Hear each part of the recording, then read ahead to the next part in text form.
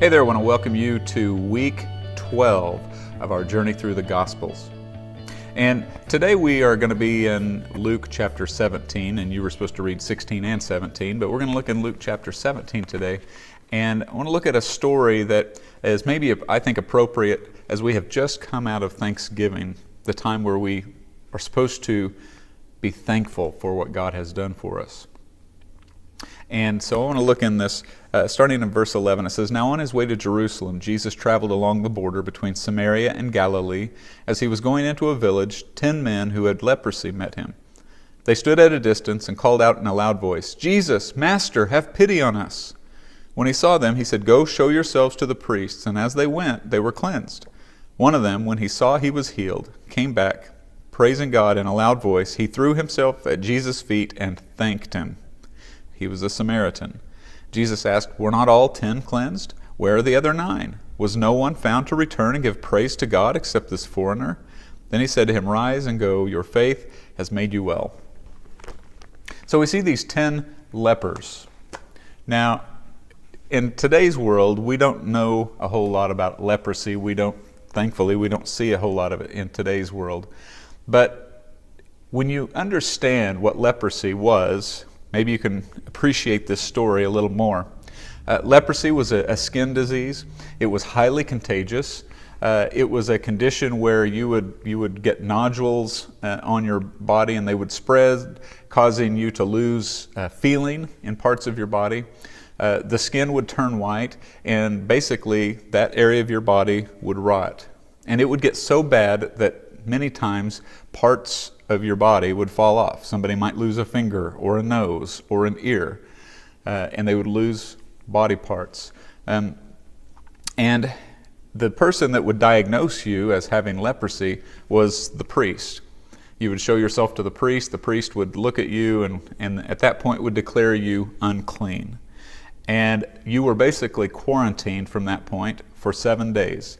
After 7 days, they would check you out again. If you still it hadn't gotten any better, then you'd be quarantined another 7 days, and that would continue until that leprosy would begin to fade, and then you would be declared clean again and be able to go back home and about your business.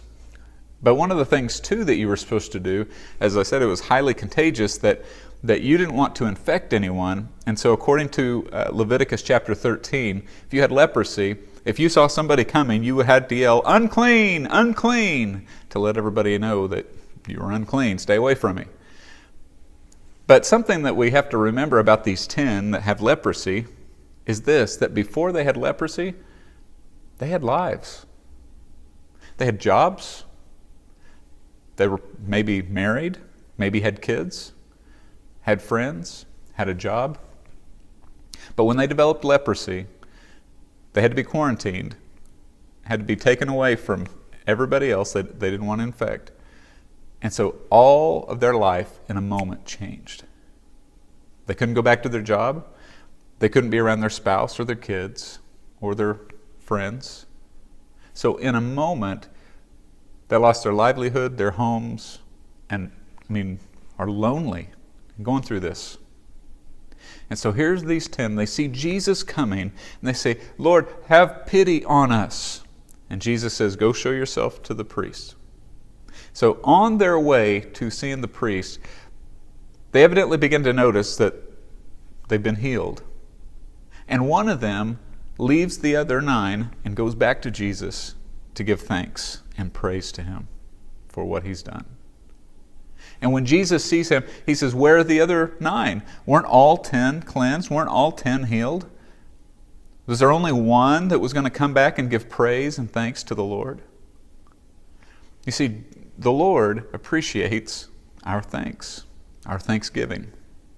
You do too. And think about it this way. Think about it if you were going to help somebody do something, say move. You had something planned on a Saturday, but somebody asked you to move, and they said, "Okay, I'll rearrange my schedule and I'll help you move." And you have spent all day helping them move. You're physically exhausted, and you're getting ready to leave, and you go to your friend and you say, "Okay, I'm going to go home." And they say, "Okay, see you later." And that's it. And as you're walking to your car, inside you're thinking, they could have at least said, thank you. And if we feel like that, how much more does the Lord appreciate our thanks? I mean, think of all that the Lord has done for us. He's created us. He's given us life. He is our provider, Jehovah Jireh, our provider. He's our healer. He's given you your family. He offers salvation to us. I mean, He has done so much for us. The least that we could do is say, thank you, Lord. So I want to encourage you today that you never get to the place where you overlook all that God has done for you, and that you routinely and regularly take time to say thank you to the Lord. You appreciate it when others say thank you to you. The Lord appreciates it when we thank Him too. That's going to do it for today. Tomorrow we're going to be in Luke chapter 18.